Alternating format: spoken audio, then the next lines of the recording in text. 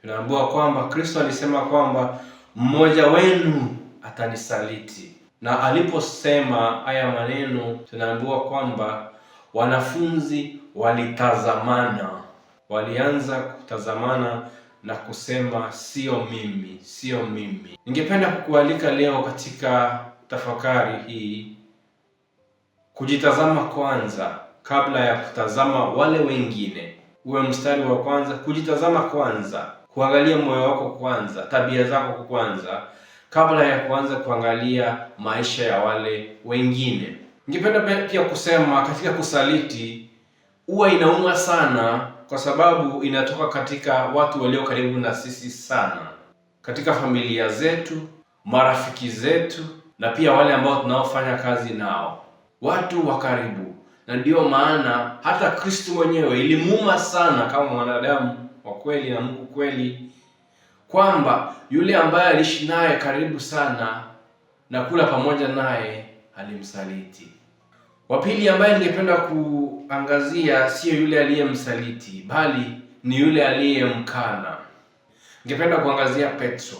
Na ndio maana nimesema ni vizuri sana tujitazame kabla ya kuanza kutazama wale wengine. Alitaka kujua sana ni nani yule atasaliti Yesu, lakini hakujua kwamba yeye atamkana Yesu, na sio mara moja au mbili, mara tatu. Lakini ndugu zangu, niwaulize, tofauti ya Petro na Yudas Iskariote ni nini? Wote walifanya mambo ambayo hatungependa kuwafanyia wale ambao tunawapenda. Petro aliweza kutubu dhambi zake, makosa yake.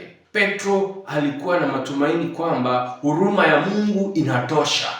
Lakini Yudas Iskariote alipoona yale ambayo yameendelea hadi ikafikia akarudisha zile pesa alizokuwa amelipwa, lakini bado Yesu akaendelea kuteswa, ilifikia pahali kwamba aliona hata Mungu hawezi kumsamea, na tunajua mwishowe kile alichokifanya.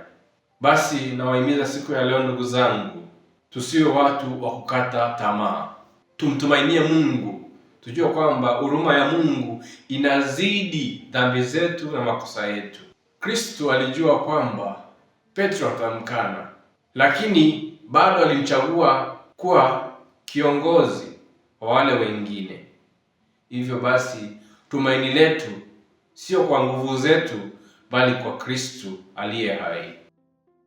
If this video blessed your heart, kindly please subscribe for more daily Catholic teachings and click the notification bell to walk in God's Word every day.